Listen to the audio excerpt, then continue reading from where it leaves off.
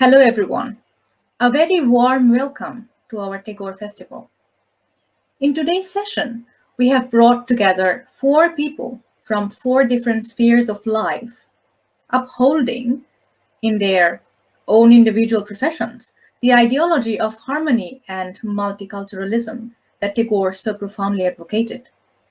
The people that we have invited on board to be with us today share the same dynamism that is present in Tagore's own perception of life and is also visible in his works.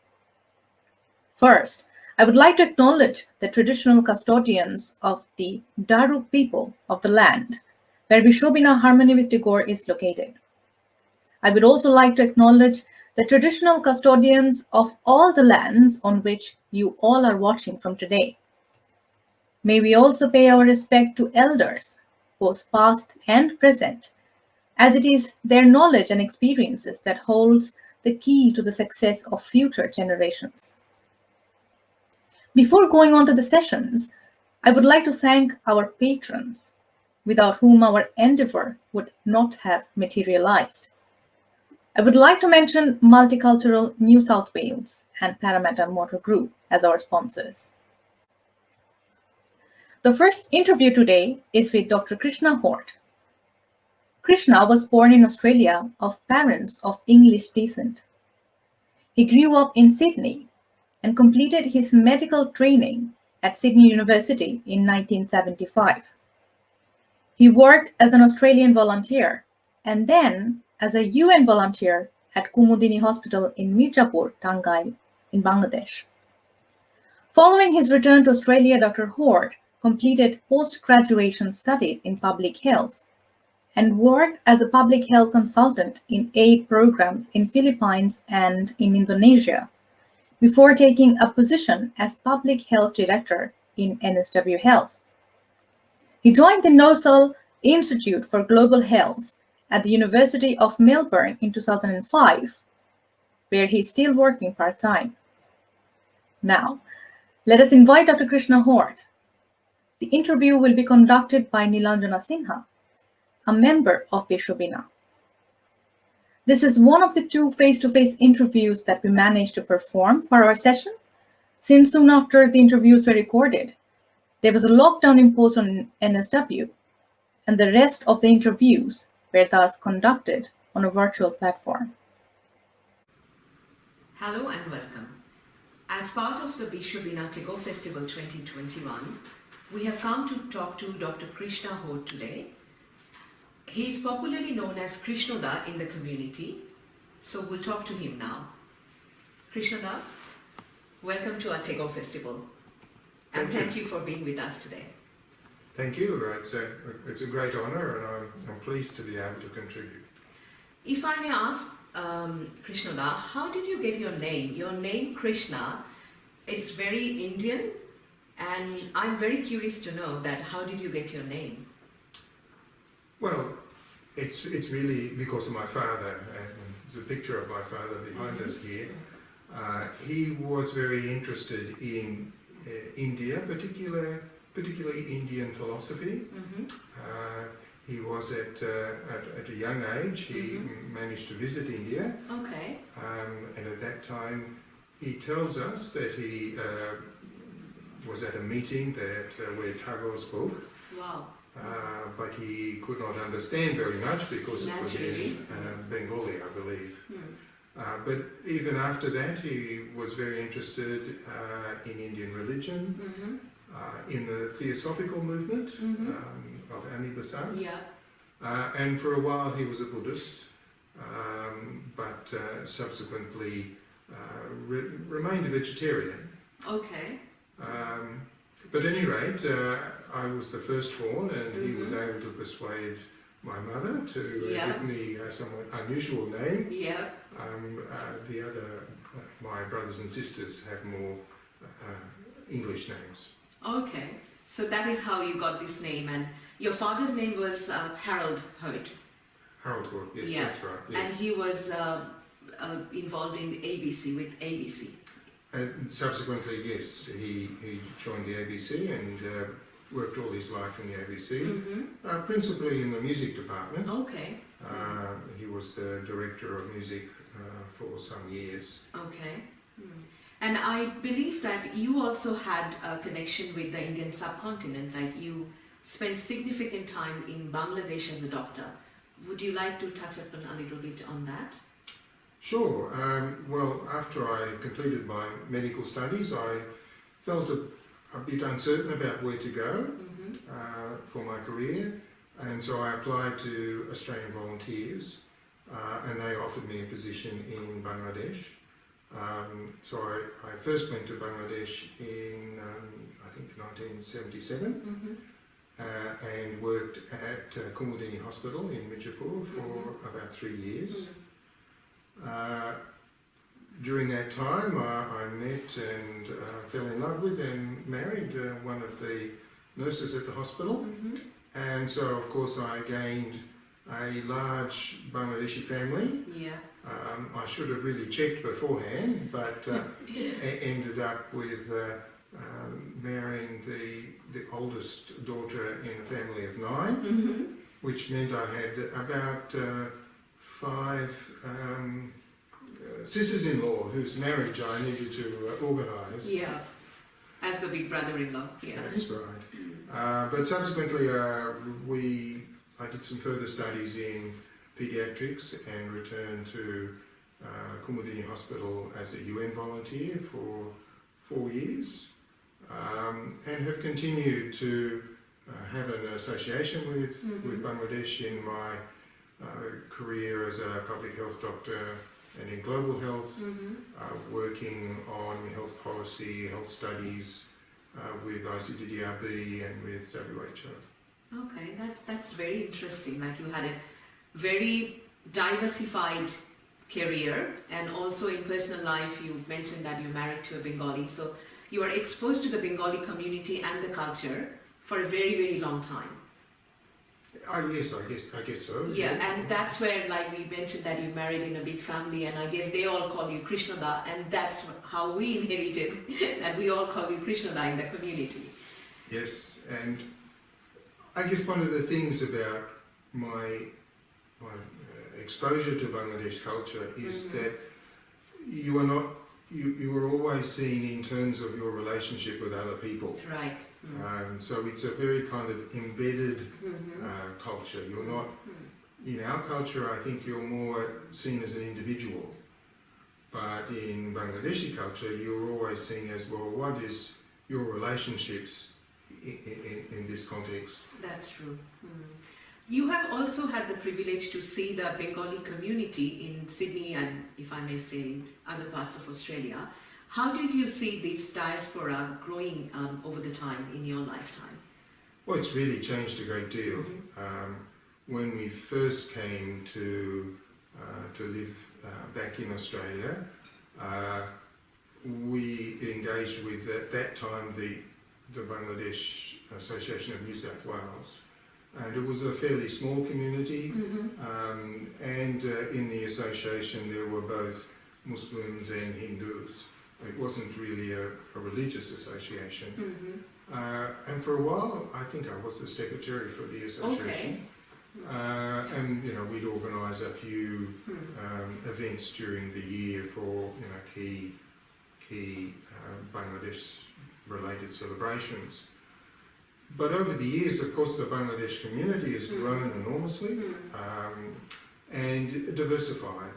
And the Bangladesh Association then became a number of other associations, and lots of other organisations and associations have formed. So I guess I've seen that the Bangladesh community has grown. It's developed a whole lot of sort of special interest groups.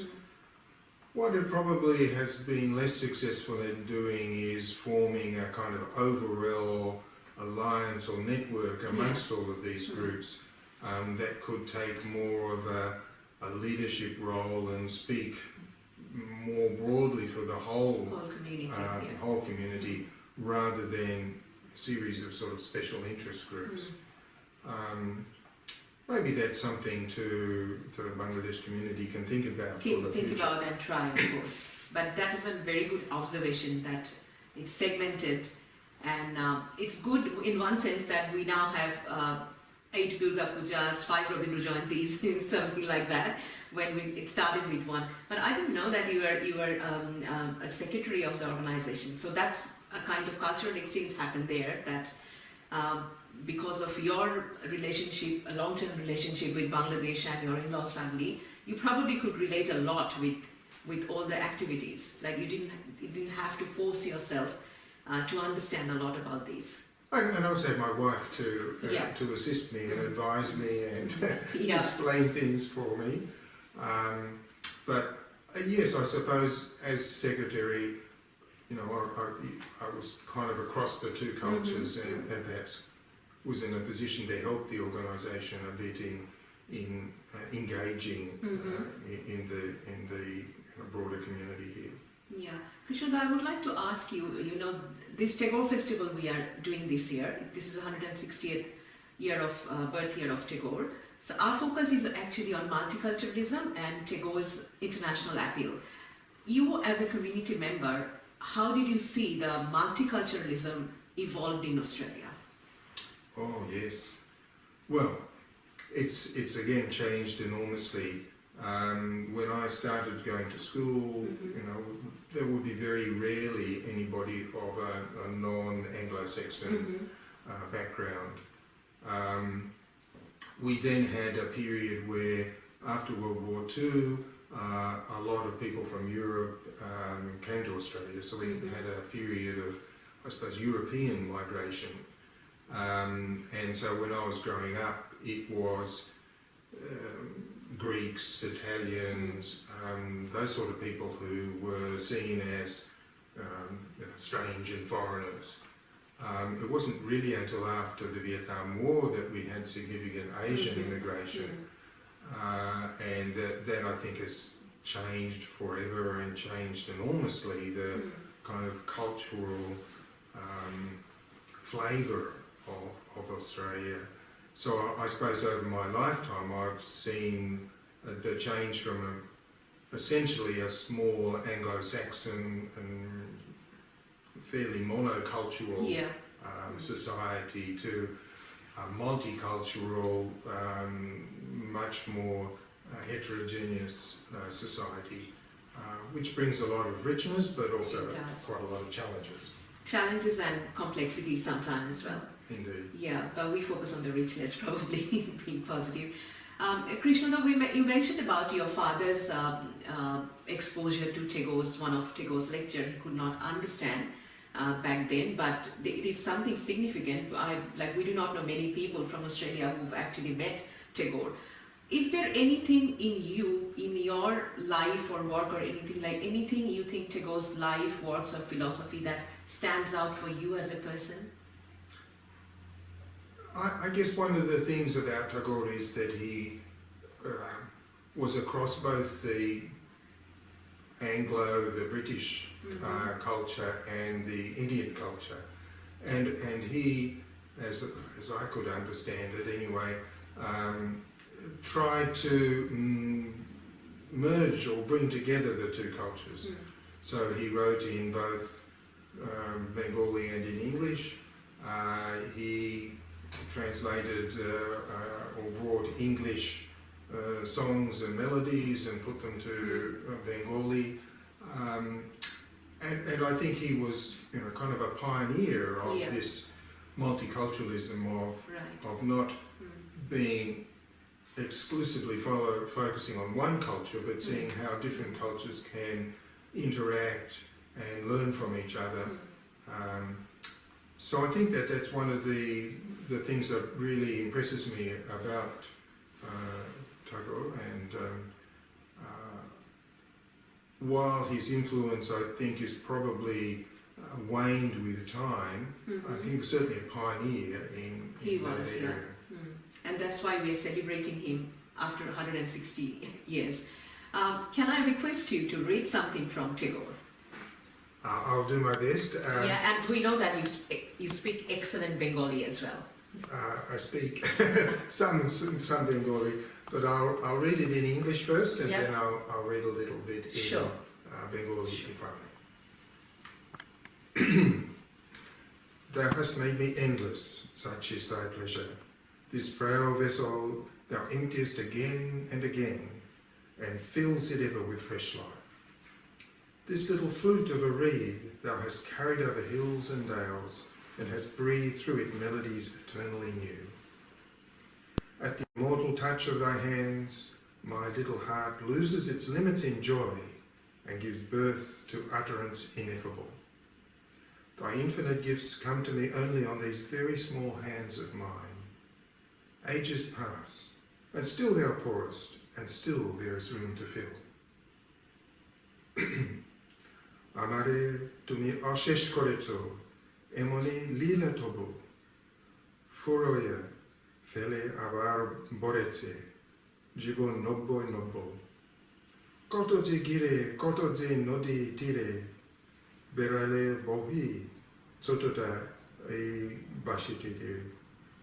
কত যে টান বাজালে ফিরে ফিরে, কাহারে তাহা কব। Thank you so much, Krishnada. That poem you have chosen, Amare Tumi Ashish Korecho, Thou Have made me Endless. It's actually part of Gitanjali. Gitanjali is the book that brought Nobel Prize for Tagore, and he's probably known all around the world more than anything else for Gitanjali. So thank you for doing that, and thank you so much for speaking to us today. And what can I say? Krishnada, অনেক ধন্যবাদ জানাই, আমাদের আন্তরিক কৃতজ্ঞতা আপনার কাছে। আপনি খুব ভালো থাকবেন, সুস্থ থাকবেন। Thank you very much. আমি তো এই সুযোগে খুব খুশি, আশা করি ওই কথাটা অন্যদেরও আকর্ষণীয় হবে। আমরা নিশ্চয়ই আশা করি। Thank you. আমারে তুমি অশেষ করেছো, এমনি লীলা তবু, ঘুরায়ে ফেলে আবার ভরেছো, জীবন নব নব। আমারে তুমি অশেষ করেছো, এমনি লীলা তবু।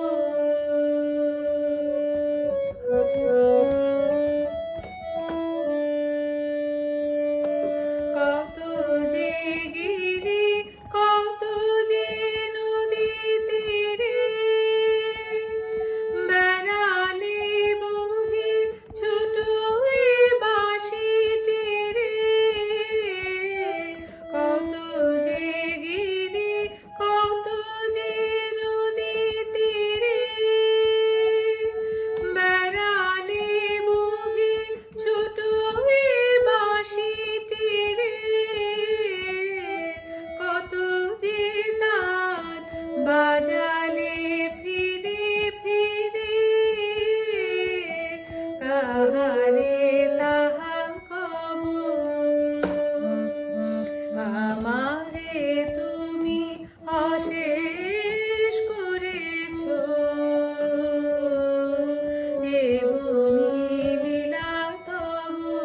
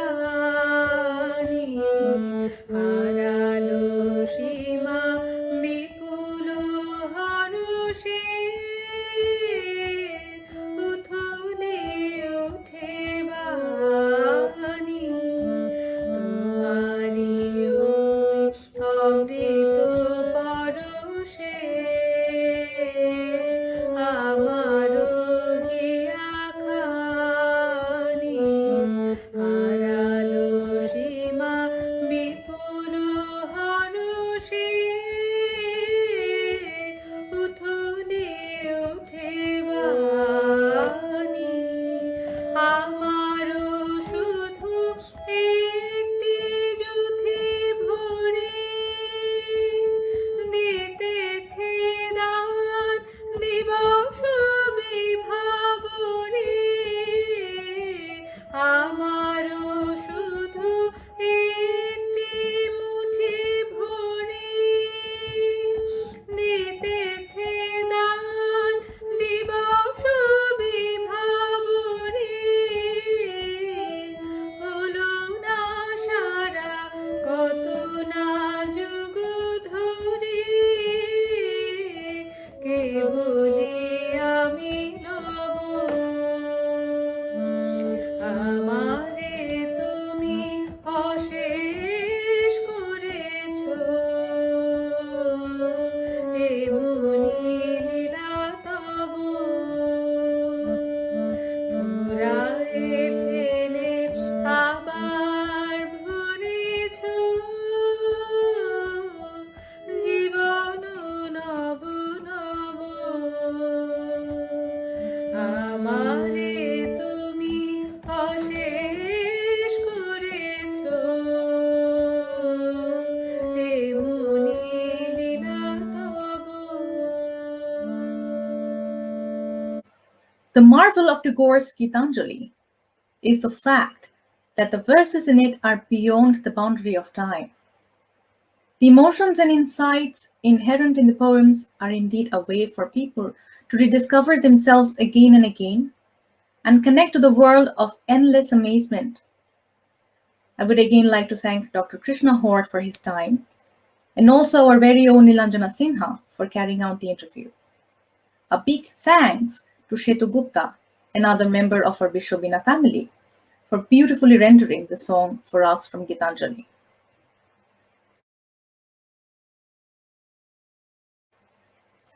Our next guest for today is a person from a very different sector. He's a spiritual leader, a scholar, and a true preacher of universal humanism, Rev Dr Manas Ghosh. He is an ordained minister of the Uniting Church in Australia. He was born and raised in India. He holds bachelor degree in science, literature, and theology, master's degree in theology, and doctoral degree from Charles Sturt University on the subject of interfaith relations and dialogue. He brings with him vast experience of working with people from different religious backgrounds, and he's passionate about building bridges between them. He also chairs for various organizations promoting interfaith relations. Throughout his career, Reverend Ghosh has not only verbally advocated for the upkeep of peaceful dialogues, but has also put his words to practical effect. He organizes many interfaith events, including Peace Service on International Day of Peace on the 21st of September, Peace Dinner, Iftar Dinner, seminars and conferences on interfaith relations. He is an author and poet and has 6 books to his credit. I would now like to welcome Reverend Dr. Manas Ghosh with us. Namaskar, Manus-da. How are you today? I'm well, thank you. I'm well, thank you. Thank you. Manus-da, I would like to begin our today's session by thanking you for your time today. And I would like you to know that we are really glad to have you with us. Thank you. Thank you for having me. Manus-da, I'm sure you would remember that Bishwobeena had the privilege of performing at the peace service held on International Peace Day, on your invitation too, not once but twice. So from then on, I had been really curious to know, and I had been looking for an opportunity to ask you as well, that how did you come to think about this peace service, about starting a peace service, and when did it actually begin? It has a long history. It, as you might know, that it was started by the United Nations in 1955, and they set aside 21st of September as International Day of Peace. And they asked the religious organizations, institutions, churches, temples, mosques, and the schools to observe the day and ring the bell at 12 in the midday to promote peace in the world. So it's been going on for many, many, many years, but I started first in Sydney in 2003. And for starting everything, you need some kind of a background, some, theology, some understanding. And as you might know, that I'm Christian and I'm a Christian minister, and it stems from my Christian theology. And the theology comes from a direct command of Jesus Christ, who said that love your neighbor as you love yourself. And he also is called the Prince of Peace. So it comes from that Christian imperative for me. It also says in the holy book, that is the Bible, it says, do all that you can to live in peace with everyone. And that everyone is very important. Just not with my own folks, just not with the Christian people, or just not with my own neighbors. It actually expands to everyone. So that's my theological foundation for starting this International Day of Peace service. And I'm also a fan of a great theologian named Professor Hans Kung. He just passed away this year, in early part of this year. He said something very interesting, and I studied him, and I actually met him, and I had discussion with him. I was very privileged to do that. He said something like, no peace in the world without peace among the nations. No peace among the nations without peace among the religions.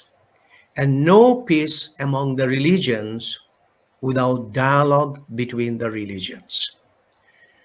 And I thought, yes, I can start an International Day of Peace service with my own Christian people. But peace is not just the stake of the Christians. If it was so, it would have been sorted out many years ago. Because we all love peace, whether you are a Hindu or a Christian or a Muslim or belong to any religion or no religion. So that was the driving force behind starting this International Day of Peace, and I started in 2004. So what I started doing is I started talking to people from different faith and no faith. And I had little advantage of that because besides being a minister of Uniting Church in Australia, I also taught religious pluralism and world religion at Charles Sturt University. And during teaching days, I used to take my students to different places of worship of different faith. So I used to pay visit to Hindu temples or Sikh Gurdwara or Muslim mosque or temple, Buddhist temple, Zoroastrian temple, all sorts of temple, you name it. I used to take my students, and that was a wonderful time actually. Studying those things theoretically is one thing, and actually meeting those people where they belong, where they worship, where they actually share their faith, it's a completely different experience. So I took that advantage and contacted these people and asked them that if they would offer prayers for peace on this day from their faith background. So that was the starting. And since 2004, I've been continuing it. So this will be our 18th year. And I have been receiving graceful support from people from at least 16 different faiths. Some of the faiths that actually take part in that service, not many people have heard of. Like in the West, not many people know of, the Jain religion. They know about Buddhism, but not Jain, which is a contemporary religion of Buddhism. And in the East, not many people know about Mandaean religion, but they are an ancient religion who are more than 2,000 years old. So all these people belonging to different faith, they used to come, and they still come, and they gather and they offer their prayers for global peace. Interesting thing is, if you just close your eyes in those services and you just listen to the prayer and you think, that is my prayer too. That's the same prayer I offered to my God, for peace.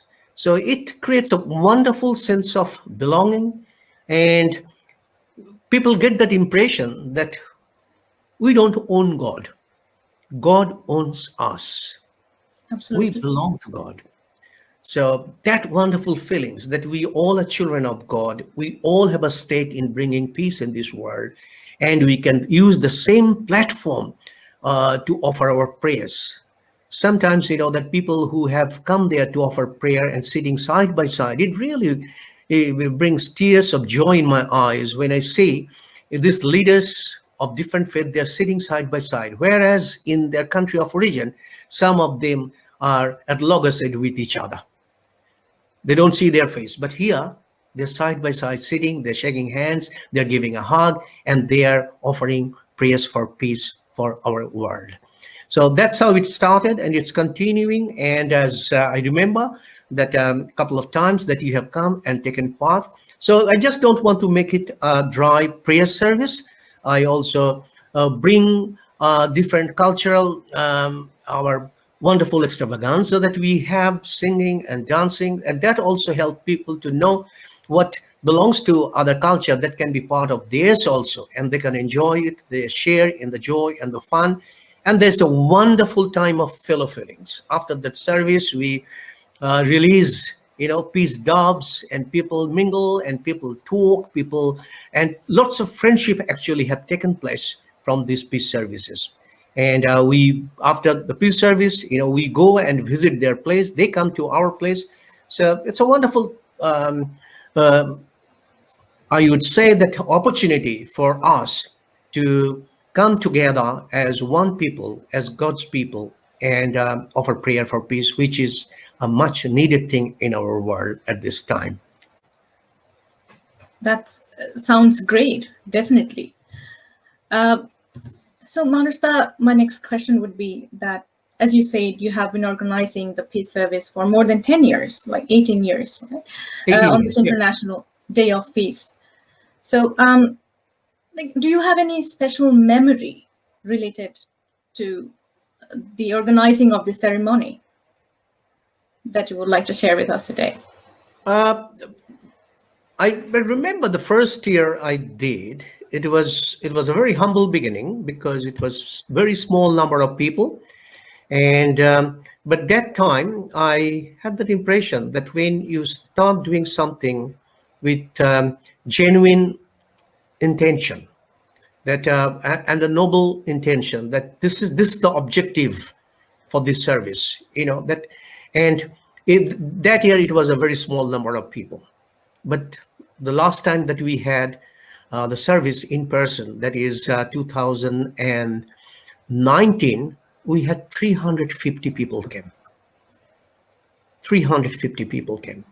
And the good thing is that right from the beginning, we have been trying to include people, as many people as possible, and just not keeping it confined with the religious leaders and only a certain age group of people, I mean the adults, but we have been able to involve children right from the beginning. So children from high school, children from primary school, children from private school, children from public school, they all are taking part in this service, because I believe that peace is for everyone and everyone has a stake in it. So that's something. And one year, I tell you something, how that's a very important thing that you raised. One year, I contacted a Buddhist priest to do the service, and the Buddhist priest is from Japan. And before the service, he had to go back to Japan to see his family for something. And the day we had the service on 21st, he was coming back, and he sent me a message that I will take part.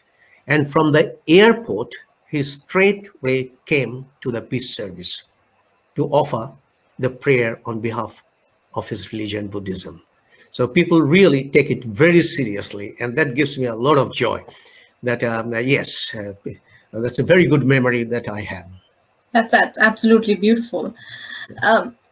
Manusha, to the best of my knowledge, I think we can find a representation of the idea of multi-faith in prayers organized in Shantiniketan for various events like Maghotshav and Krishtotsav. So if I ask you, what is the one philosophy of Tagore that stands out for you or inspires you, what would that be? I'm a fan of Rabindranath Tagore, and I mentioned of my theological foundation or theological drive to start this multi-faith and or International Day of Peace service. But Tagore has played an important role in that also. And actually, I come from a place which is very close to Shantiniketan. So it's my hometown. Rabindranath Tagore was a versatile genius. He was polymath, but his upbringing was in a family which is said that it's a confluence of three religions. So in his family, there were influence of Hinduism, Islam, and Christianity, and that has been expressed in his writings, in his poems, and even the philosophical writings or religious writings he did. That is manifested a lot, and that also has been a source of my inspiration. And a number of things that happen in interfaith work, especially at this time when there is so much sectarian, violence we see, and lots of things are happening in the world which are not nice things. But these are not the things that need to happen. If we understand that we all belong to God, we all bear the image of God, and we all have a responsibility in bringing peace in the world.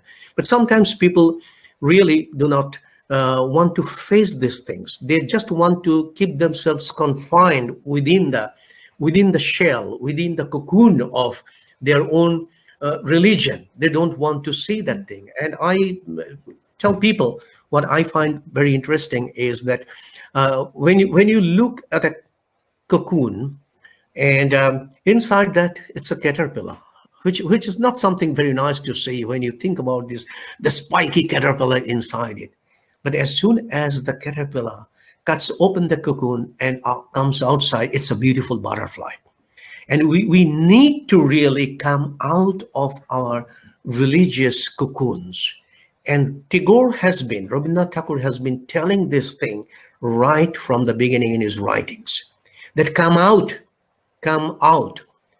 from your religious confinement, come out from your temples, your mosques, your churches, and see what the world is like. And you will see the beauty, you will enjoy the beauty, and you will see one another as your brother and sister.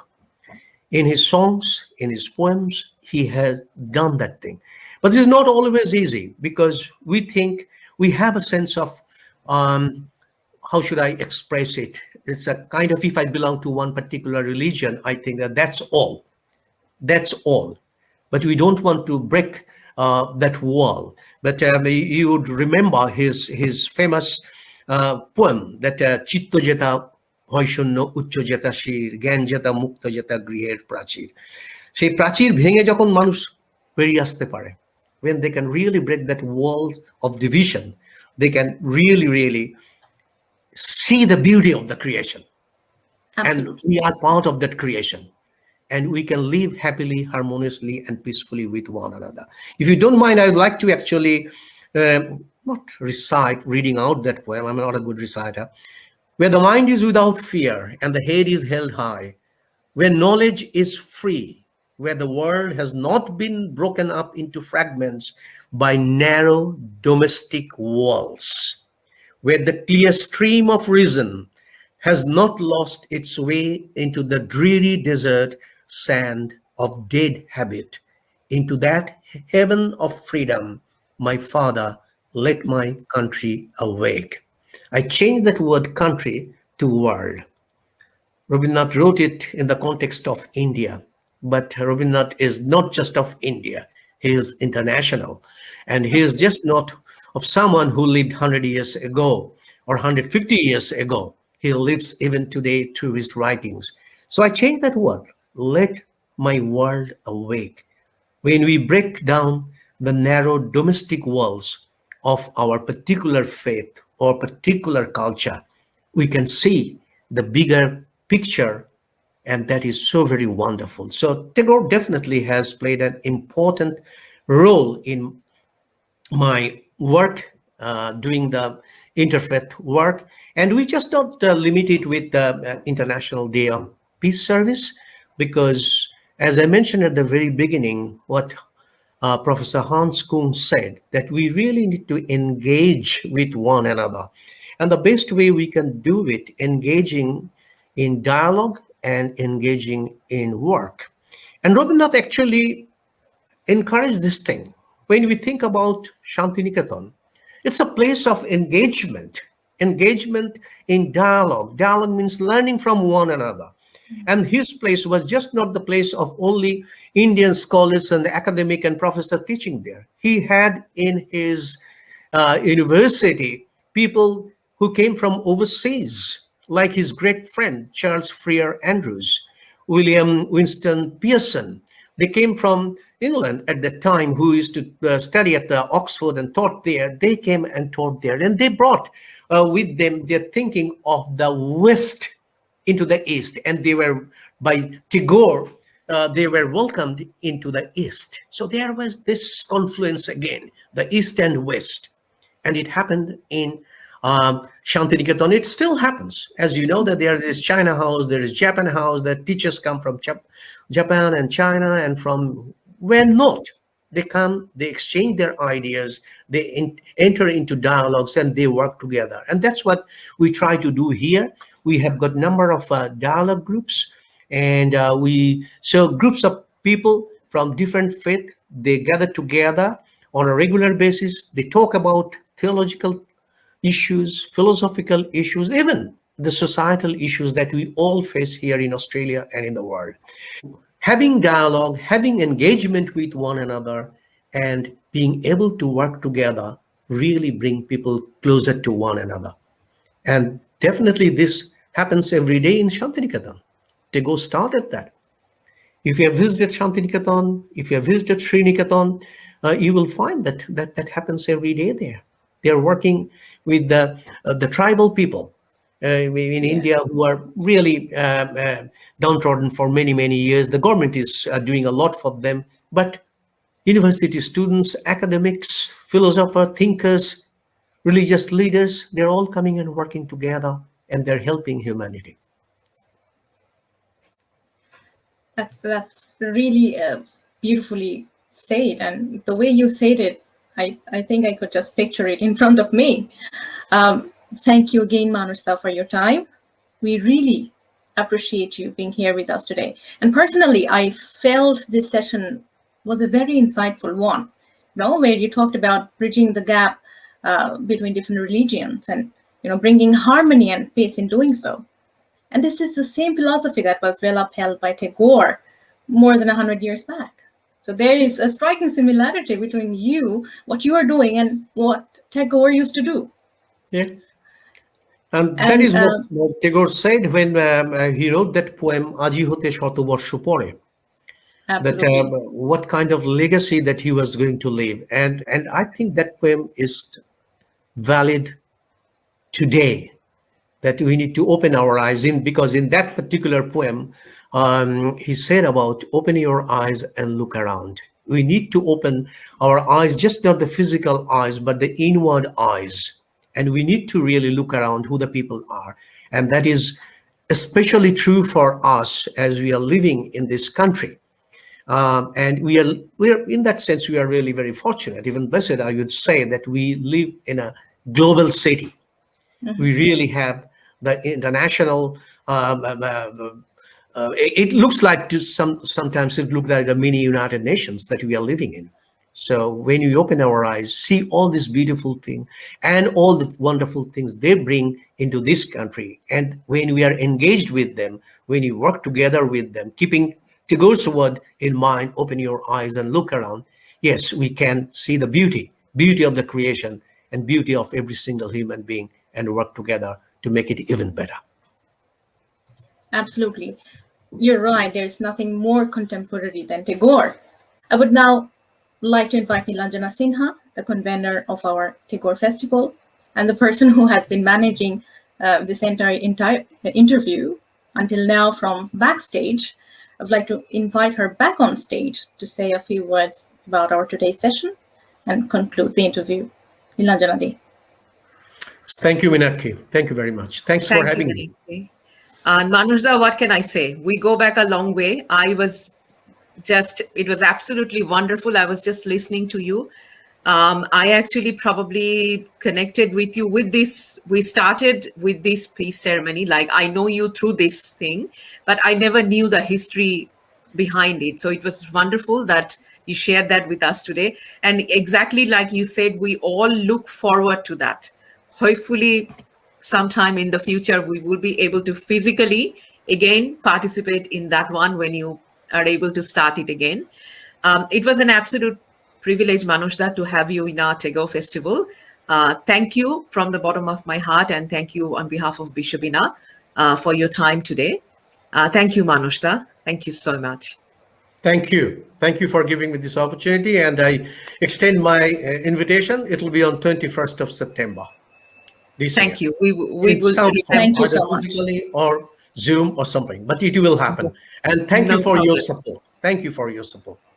Thank you, Manojda. Meenakshi, I would like to request you to do something for us now, because Manojda has mentioned about a few poems, and I was reminded when he was talking about that one particular song. He composed many songs for the Krishtotsav, which is the Christmas Day prayer in Shantiniketan. He composed many songs for that. He used to preside on that, and his good friend C.F. Andrews used to preside over that one. So one particular song I can remember that, which is traditionally still, I know it is sung on Christmas in Shantiniketan. That is Tai Tomar Anondo Amar Por Tumi Tai Eshecho Niche. Would you like us the honor of singing that song, please? I'll try.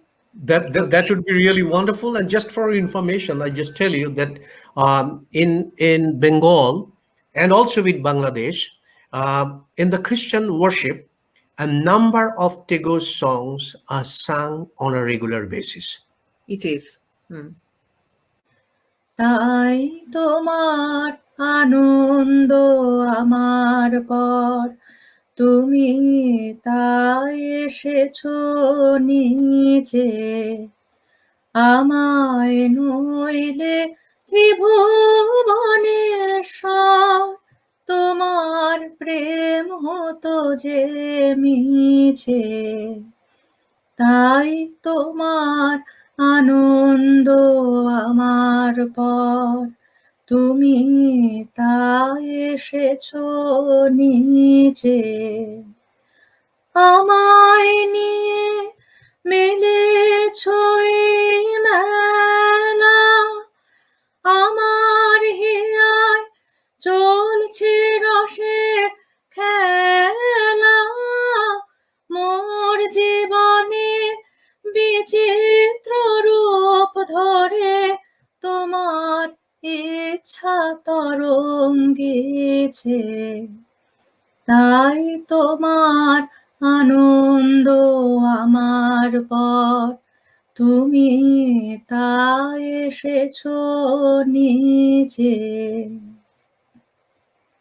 তাই তো তুমি রাজার রাজা হয়ে তবু আমার হৃদয় লাগি, ফিরছো কত মনোহরণ বেশে, প্রভু নিত্য আছো জাগি, তাই তো প্রভু যেথায় এলো নেমে, তোমারি প্রেম ভক্ত প্রাণের প্রেমে, মূর্তি তোমার যুগল সম্মিলনে, সেথায় পূর্ণ প্রকাশিছে, তাই তোমার আনন্দ আমার পর, তুমি তাই এসেছো নিচে, আমায় নইলে ত্রিভুবনেশ্বর,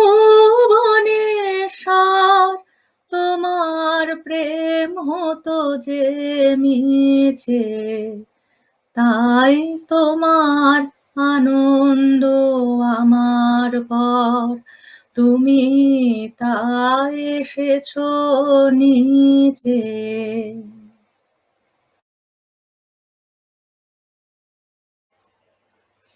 We would now move on to our next guest, Dr. Kalpana Ram.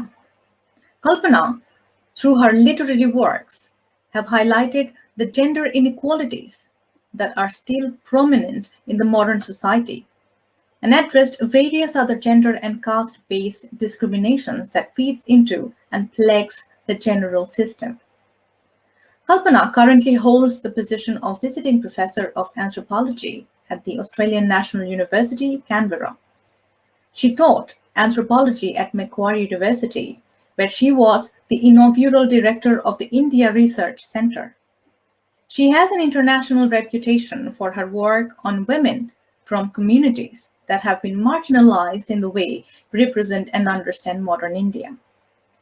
Another major strand of her research and publication is on the Indian arts, both music and dance, in which she has also received some training. This interview will be conducted by Nilanjana Sinha, a Bishwobeena member. It is now time to invite Kalpana Ram and Nilanjana Sinha on screen. Kalpana, thank you and welcome to the Tagore Festival. It's a pleasure to be here, especially in the context of lockdown. I think it's wonderful to be able to talk about good things for the soul. And That's right. That's right. And I'm glad that we are still able to connect. That's the probably one advantage of doing this festival digital. Yes, indeed. We're not subject to the vagaries. Yeah. That's right. Kalpana, if I may begin with that, this year we are celebrating 160th birth year of Gurudev Rabindranath Tagore. What I know from common knowledge that when 10 years back, when we celebrated his 150th year, you were very much involved in all the events that happened in Sydney. So given that this is probably only one major continent he never visited, Tagore never visited. He visited every other continent but Australia. But none of us were around for the 100th centenary. We do not know what happened in Australia at that time. But I know that you were very much involved at that time, 10 years back.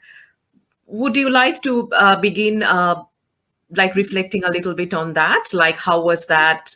And yeah. Yeah, so that was a kind of high point in many ways for my ambitions to establish something that was going to be a version of creating a cultural as well as an educational space that would involve graduate students as well as community members. So it was meant to open up the borders of the university to the community, as well as creating, if you like, the research culture for the next generation that could go on to do work on India. Because I had a lot of really big concerns, profound concerns about the way in which this country has run down so much of whatever there was by way of a kind of a knowledge bank about India, which historians, as well, when I first started doing research, historians as well as anthropologists and others were part of a kind of a long-term involvement with India. And they had the kind of familiarity which only comes with time, patience, and involvement with people. So they had been going to India for a long time, as well as learning the languages. Now, by the time I set up the center 10 years ago, I felt like there was very little left of that kind of even a broader background to back up people like me. So we were dwindling in the kind of work that we were doing in this country, not just in terms of sheer numbers. I mean, those people had actually moved, had left their institutions, but even their students did not get jobs in actually teaching what they had learned. They had to retool themselves and fit in some little bit about India into other kinds of academic positions that they held. So we didn't have, so what was taking the place of these historians and anthropologists and others was really the dominance of economics and a kind of narrow drive that was following the dollar, if you like. So as universities became starved of funding from the state, this country started, the university started sort of necessarily almost chasing the dollar. And that meant going to whichever country happened to figure as the most recent economic giant. That was where there'd be a flurry of interest in. So for a while it was the tiger economies. I don't know if people remember this, Singapore and the Southeast Asian. Then it became China. There are big centers set up in ANU, for example. India then was also starting to get the traction as a new kind of economic player on the big field. But that meant we were getting a very narrow understanding of what Indian studies should look like. And my students were doing all kinds of very different things because of who I am. My students were working on health, poverty, inequality, not just health in the biomedical sense, but deep knowledge of what do people mean by good living, good health, by well-being, if you like. Rural communities have very different understandings of how you balance the body and nature and the environment. So these kinds of understandings, again, I was sending students to do detailed long-term work. But I couldn't possibly provide everything that they needed. So I was trying to open up a center where I could get hold of other people to come in and educate them. At the same time, Ravi Tagore's 150th birthday was also being celebrated at Macquarie. And at that time, something which fell through later, there was talk about us being endowed with a Rabindranath Tagore chair by the Indian government, which would particularly privilege the performing arts. That was very exciting for me because performing arts have always been a very core aspect of my being, as well as Rabindranath Tagore's being.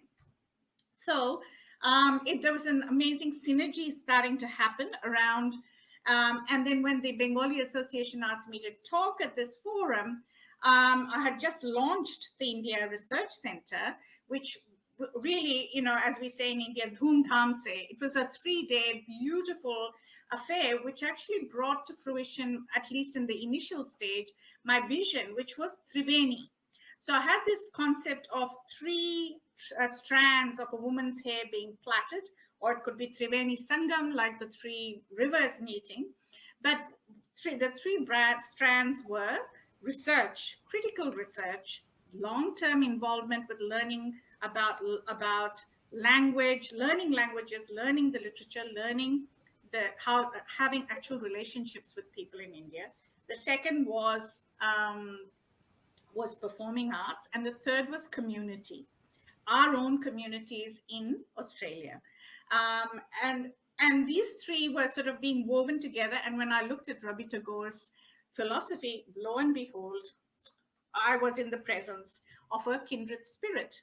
So it gave me great joy to talk about him as it does today again on his 160th birthday, because honestly, I think so much of his work, it couldn't just be coincidence. I think so much of his work has entered into the kind of a stream in India that conceived, particularly around that time in the late 19th and early 20th century, conceived of education in all kinds of novel and new ways.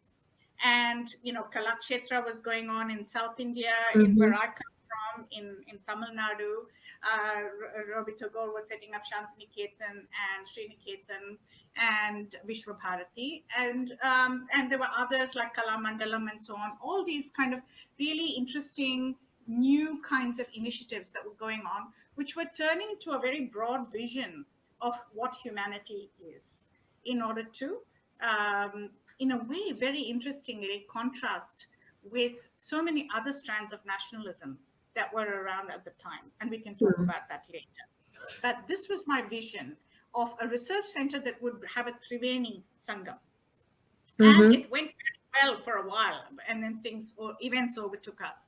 But that is my vision. And it really is needed, because when I look at the latest, for example, even the last report that was given by Peter Verghese to DFAT in Australia, It is all about something called leverage.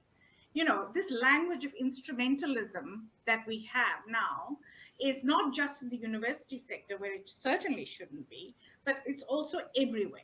And it's the only way in which we seem to be able to talk about Australia-India relations is what leverage can the nation state get, not only out of India, but out of our presence here as diasporic Indians. So we are part of this leverage that they're talking about in this report, where because we can, when we are influencers in this discourse, and we can talk to, we can get into all these little crannies of India where the sort of delegations can't, and we can we can influence Indians to come here as students or whatever. So it's this instrumental language of using people all the time, and what advantage, monetary advantage or security advantage, this nation state can extract out of that nation state. And it goes completely against the spirit of Tagore, and goes completely against my soul. So that really is the context that we're talking about. Thank you. We actually, many of us do not know what was the context and all these things you have shared. Ironically, you mentioned that it was his 150th. Ironically, he was probably one of the first scholar, if I may say, scholar, to think about cultural exchange.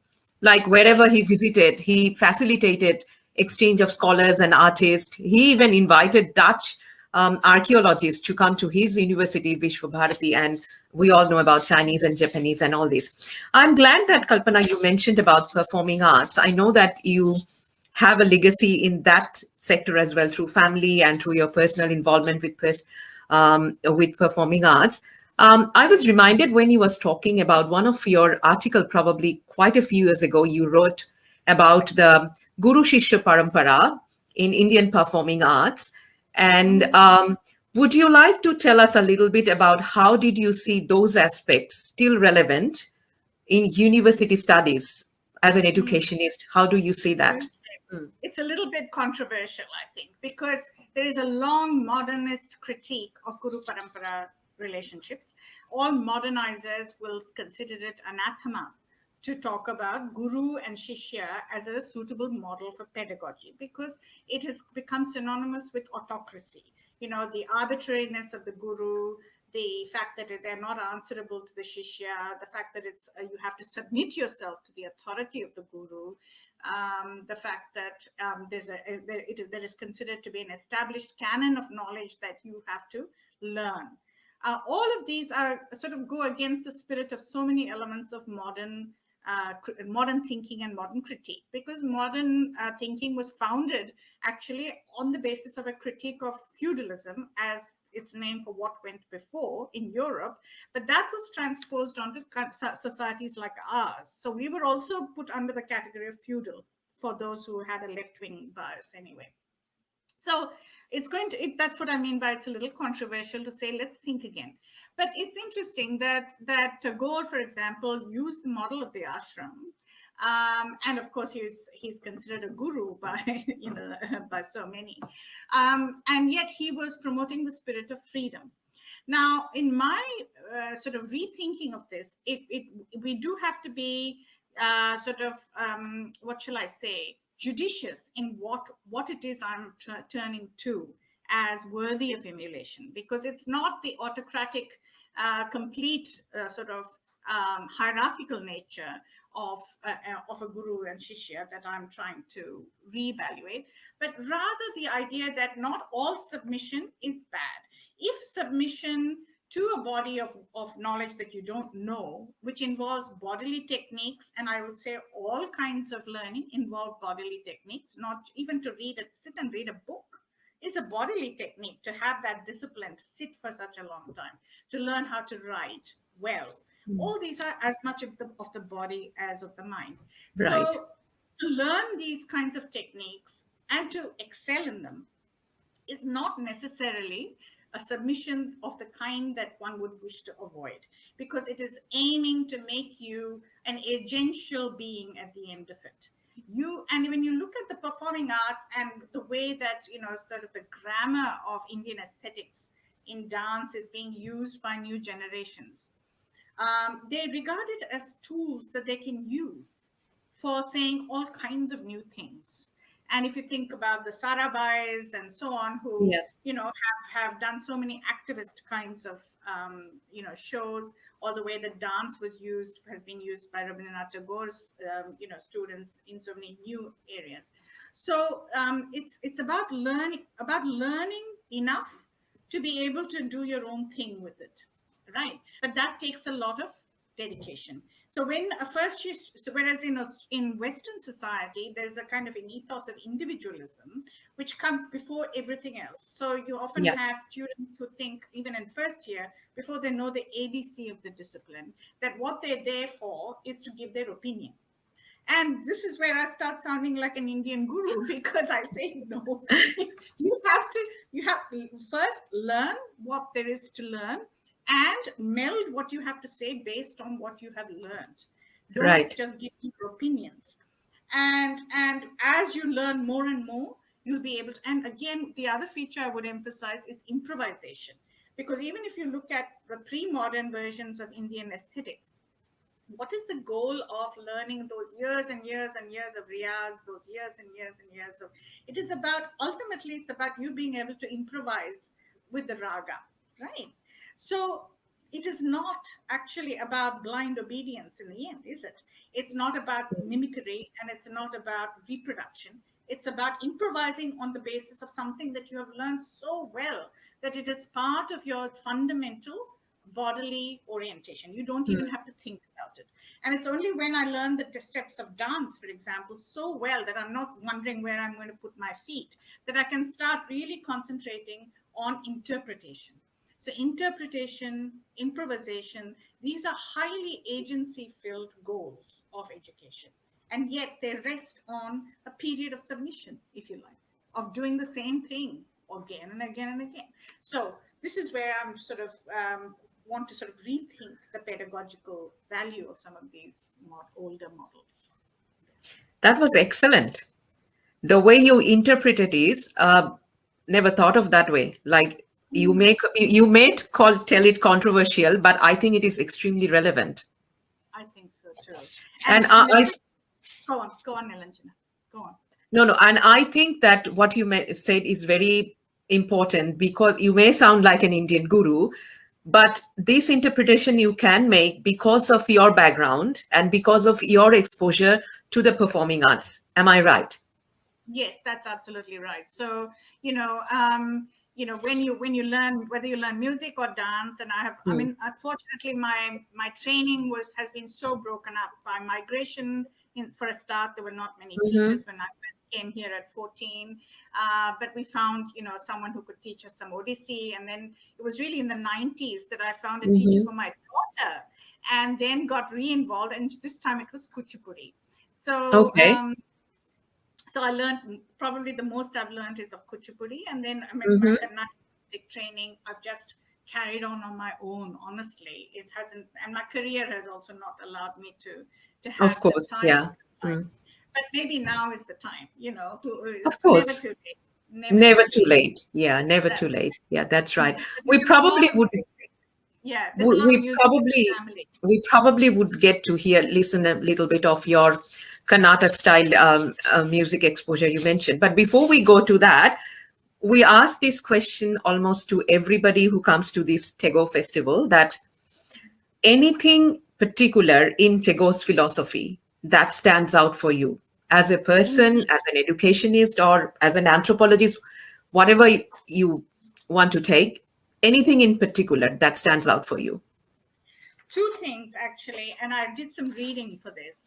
Mm-hmm. One is his emphasis on ananda, bliss, enjoyment of life.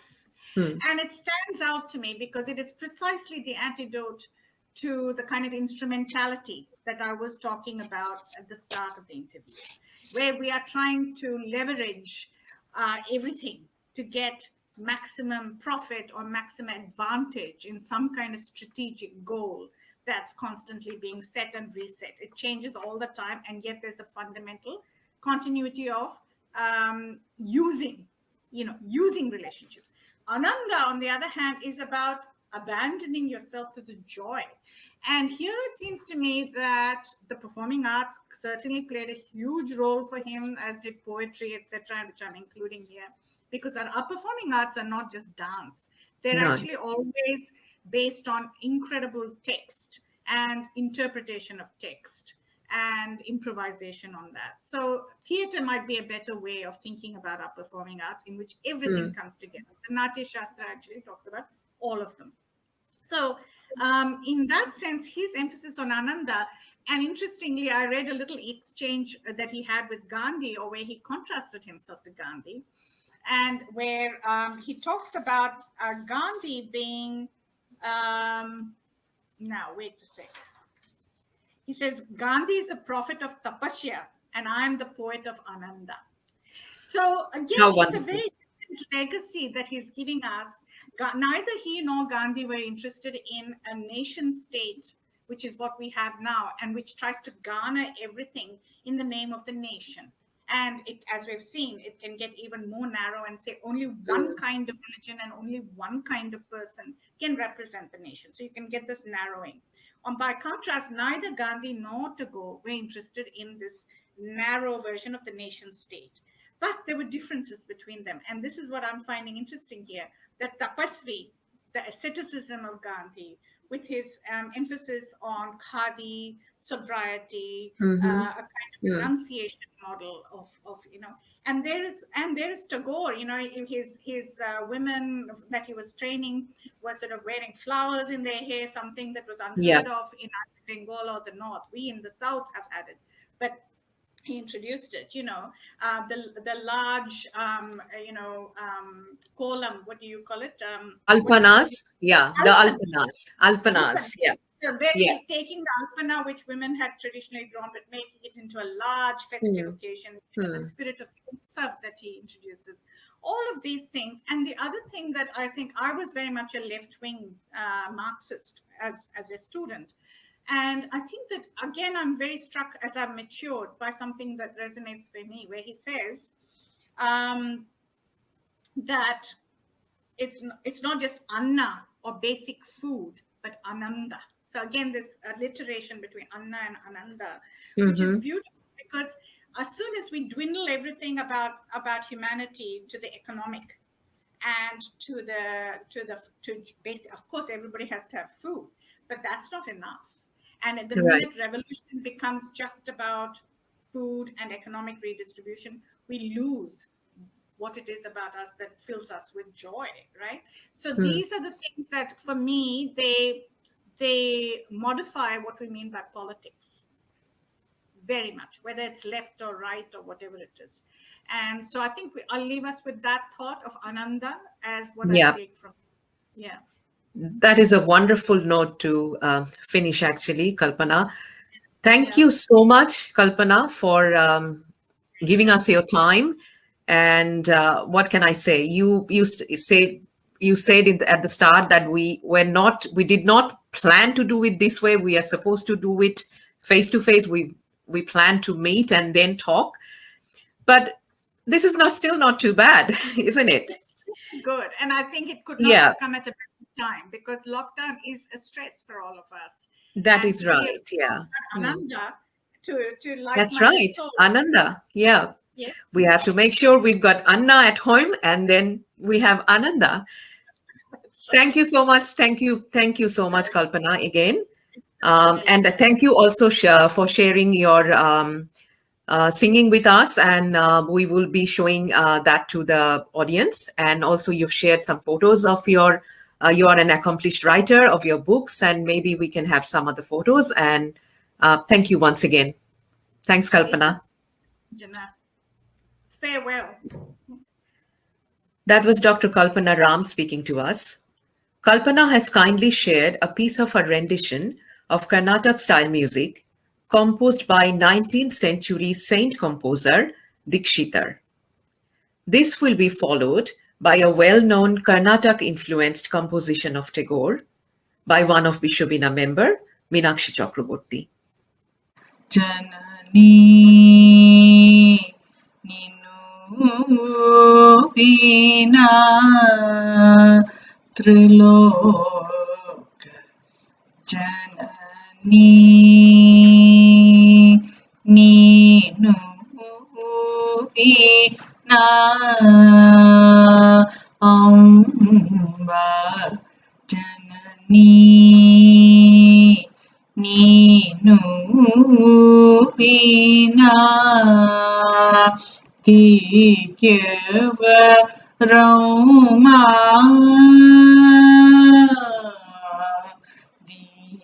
Dikyava Roma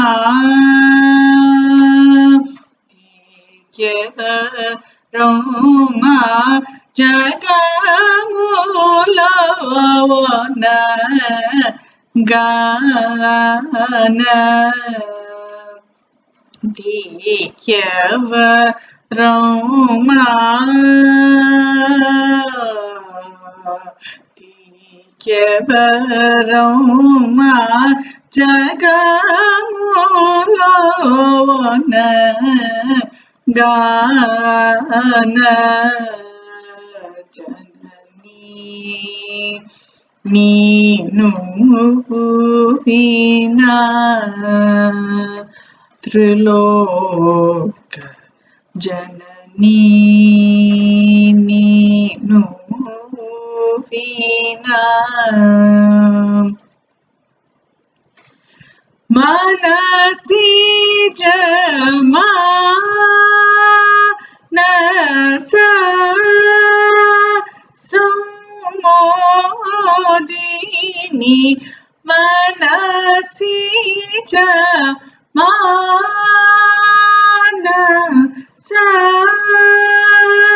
Sumodini Manasija Manasa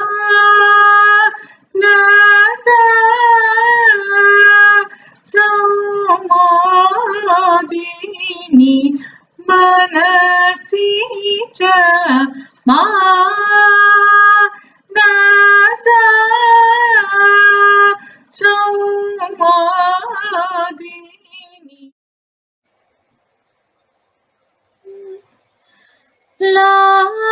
লাবণ্যে পূর্ণ প্রাণ প্রাণে সোহে একই লাবণ্যে পূর্ণ প্রাণ প্রাণে সোহে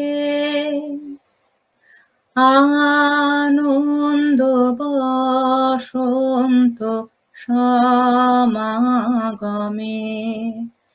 একই লাবণ্যে পূর্ণ প্রাণ প্রাণে সোহে বিকশিত প্রীতি কুসুম হে আনন্দ বসন্ত সমাগমে বিকশিত প্রীতি কুসুম হে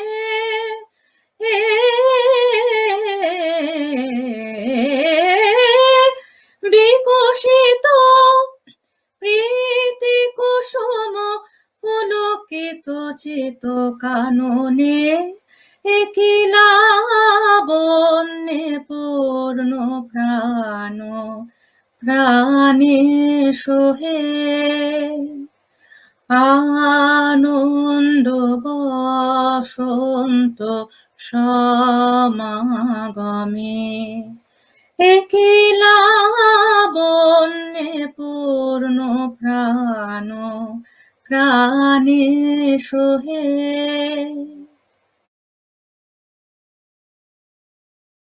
It is now time for our last interviewee, a person who has a direct connection with Tagore.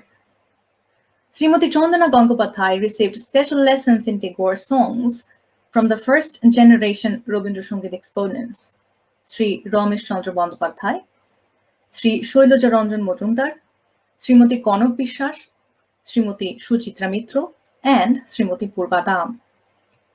She completed her Gita Bharati graduation degree in Tagore songs in 1969 from Gitobitan, a premier music school in Kolkata, India. Before migrating to Australia in 1983, she was a vocal artist at the Kolkata station of All India Radio. In Australia, Srimati Gangopadhyay has been regularly performing Tagore songs in various cultural functions in Brisbane, Melbourne, and Sydney since 1983. In addition, she has been teaching Tagore songs in a Sydney-based music school, Shurodhoni, for the last 20 years.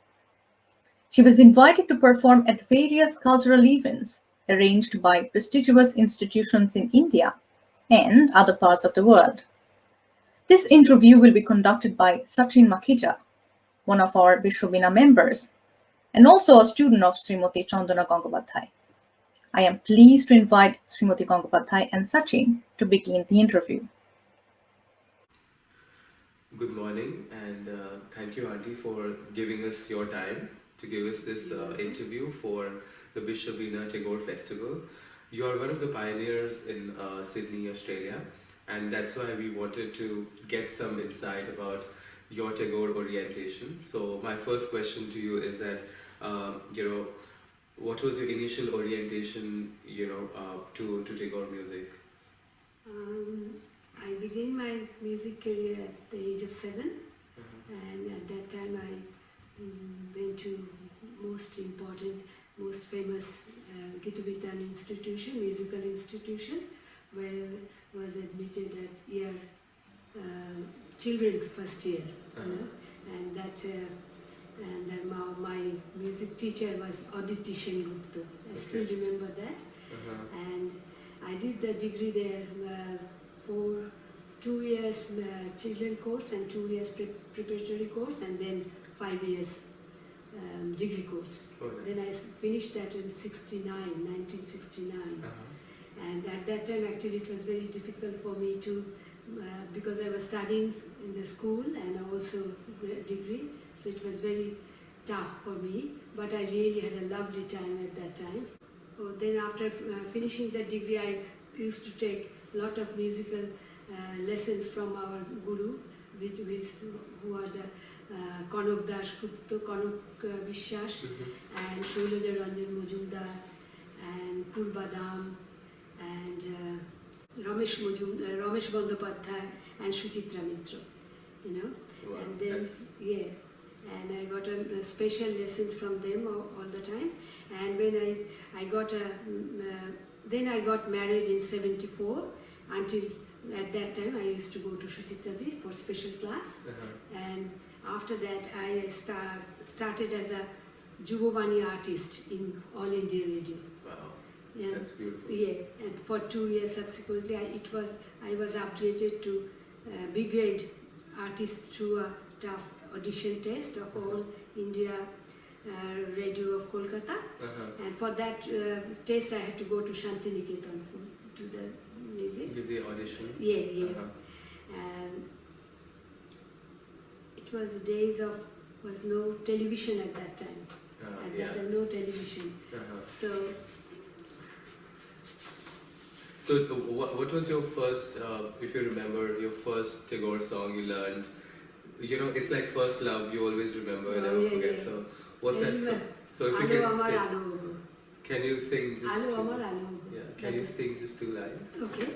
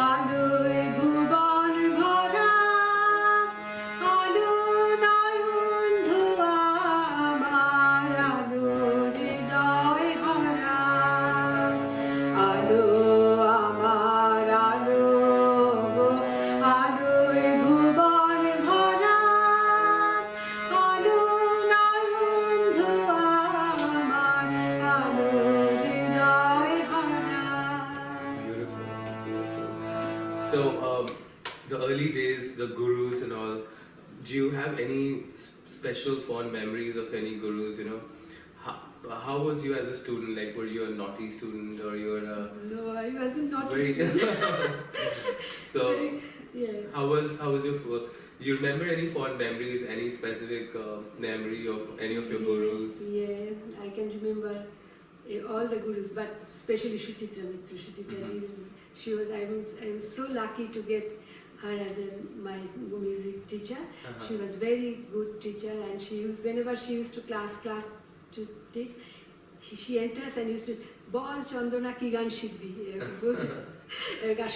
Other students got upset with me. Why she's asking always you to what song? Why she doesn't ask me? You know, that's why she's very good teacher, and she. So you're one of her class pets, right? Yeah. Okay. And how did you meet her?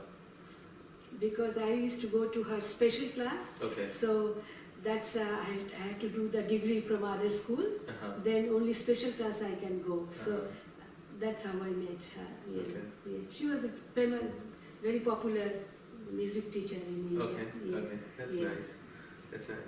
So how was your support from your parents when you were actually doing your studies as well as?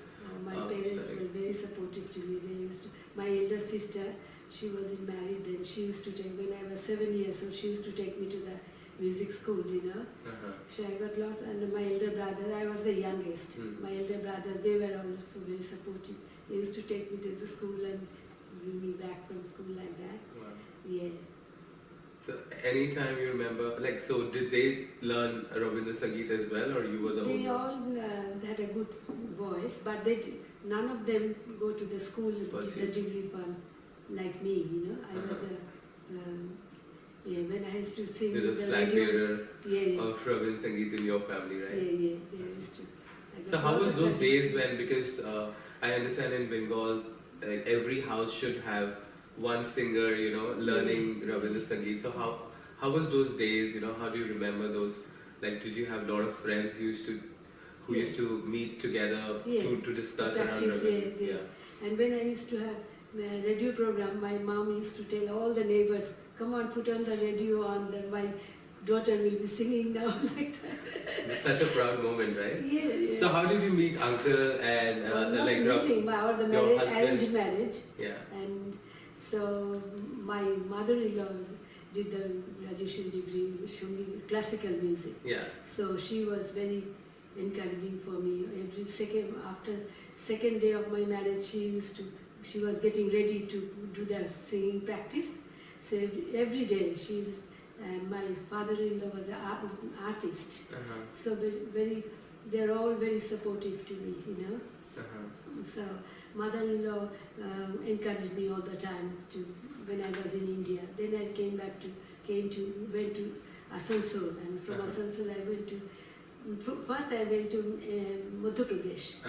Then where your husband was working. He's a mining engineer. He used to work there, and he was very more supportive than my parents. But still now he's very supportive. So in those days, I heard that, you know, parents used to tell the would-be bride to sing some song. Yes, that's my So mother. what was that song? You have to sing 2 lines for us. And was that the same song you sang for uncle as well? No, from different song. Okay. Jodi tare nai chile go sheki amai nibe chile nabo phalgune dile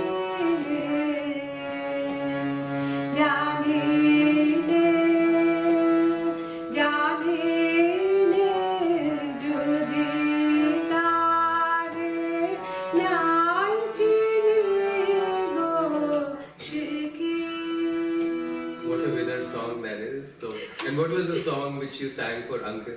And my mother said, I know that you sing very well, why not you sing a song? Then my mother-in-law said, have you heard anybody that mother-in-law goes to see the bride and singing? It's not what then she sang a song for us. For you? Yeah. And what was that song?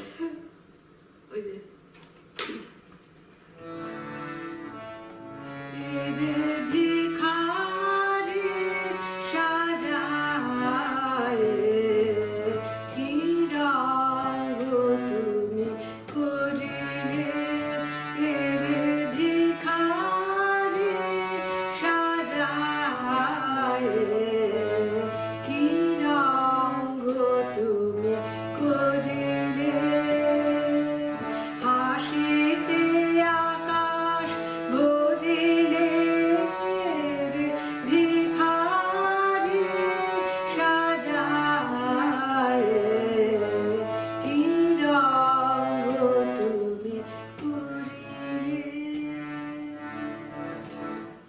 That's a beautiful song.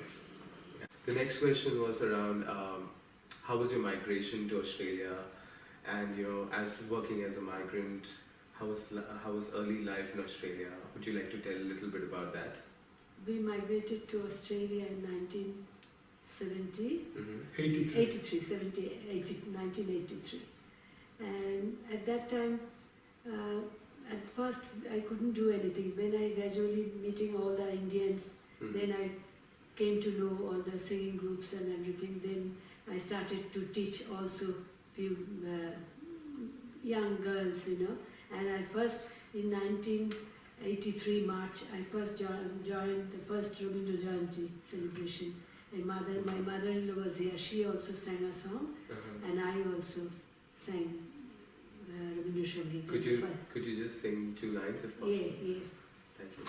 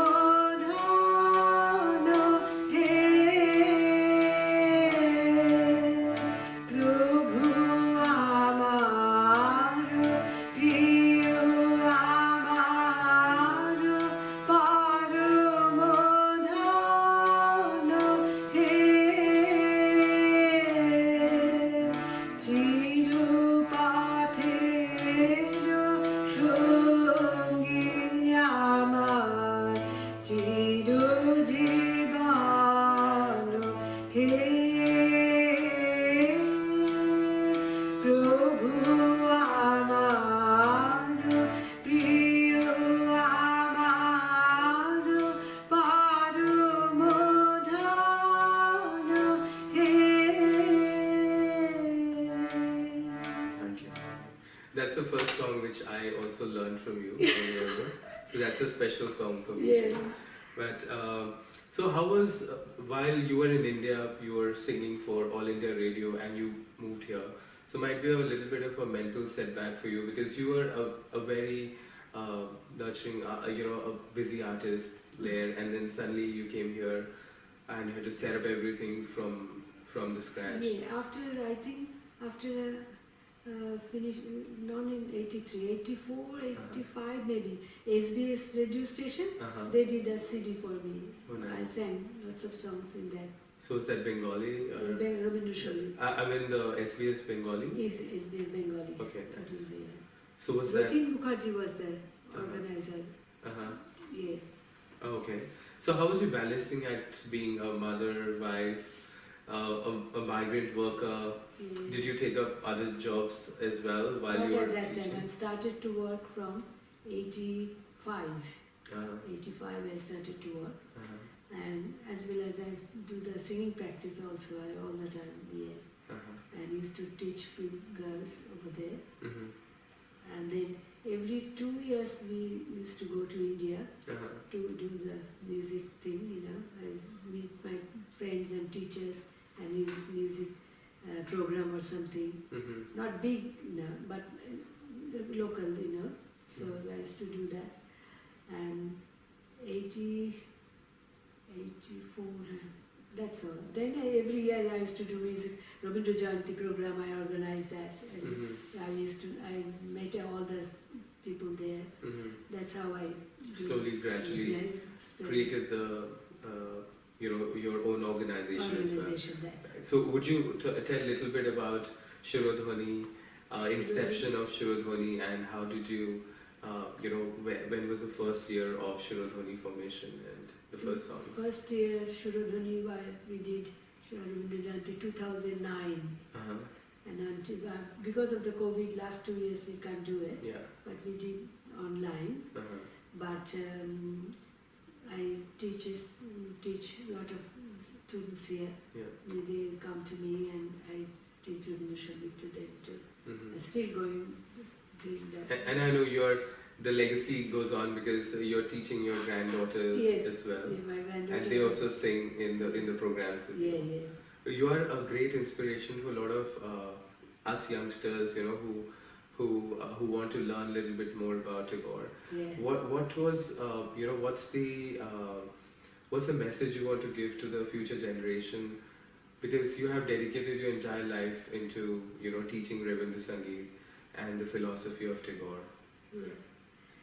I want to tell the young generation that everybody should do Rabindra Sangeet.